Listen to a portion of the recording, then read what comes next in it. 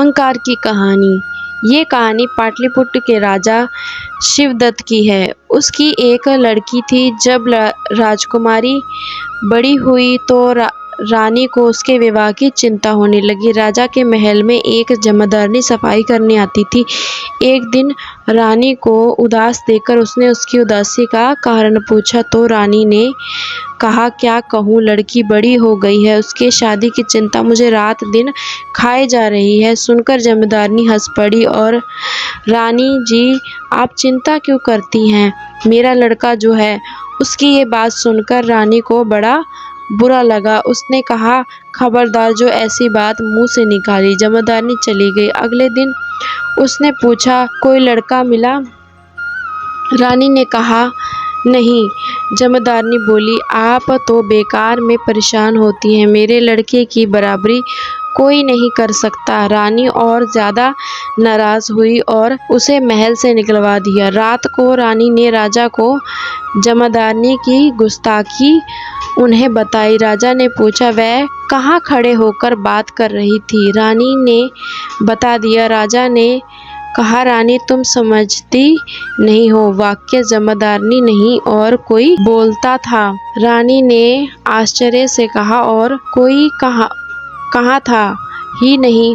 राजा ने कहा, अच्छा। अगले दिन राजा ने वह जगह खुदवाई तो वहाँ अशर्फियों से भरे कलश निकले। कलश निकालकर राजा ने रानी से कहा, अब तुम जमादारनी से बात करना। दूसरे दिन जमादारनी आई तो रानी ने बेटी के शादी की चर्चा चलाई। जमादारनी ने कोई जवाब नहीं दिया। रानी ने कहा, अरे तेरे लड़के का क्या हुआ? जमादारनी गिड़गिड़ाकर बोली, रानी जी, कहाँ आप और कहाँ हम। रानी समझ गई कि जमादारनी के अहंकार का रहस्य क्या था। हमें कभी भी किसी बात का अहंकार नहीं होना चाहिए। अहंकार का कोई समय नहीं होता, वो कभी भी खत्म हो सकता है। दूसरी कहानी। मोटो ने देखा कि एक आदमी उसकी ओर आ रहा है। मोटो डर जाता है। वह अभी बहुत छोटा है। वह उस आदमी को देखकर भाग जाता है। मोटो को भागते हुए देख वह आदमी भी उसके पीछे जाता है। उसे लगता है कि मोटो डर गया है। वह आदमी उसे पकड़ लेता है। मोटो डर जाता है। वह कहता है कि मुझे छोड़ दो।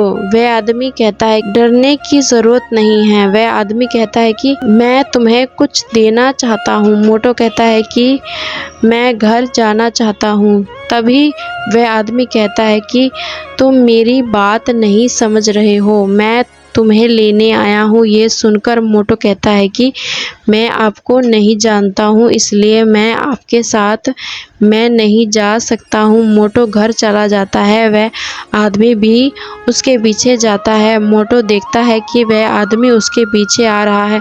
वह घर जाकर सभी को बता देता है कि मेरे पीछे एक आदमी आ रहा है। वह पता नहीं क्या कहना चाहता है, इसलिए मैं यहाँ पर आ गया हूँ। मोटो ने देखा कि वह तो घर तक आ गया है। मोटो घर के नादन चला जाता है। सभी देखते हैं कि ये तो कोई गांव से आया है। तभी वह मोटो को जानता है, मगर मोटो कभी भी गांव नहीं गया था, इसलिए वह नहीं जानता है कि ये आदमी कौन है। वह आदमी कहता है कि मोटो यहाँ पर आ गया है। मैंने उसे बहुत रोका था कि वह मुझे घर ले आए। वह यहाँ पर आ गया है। मैं रास्ता भूल गया था, तभी मैंने मोटो को देखा था। अब बात समझ आ गई थी कि क्या हुआ था।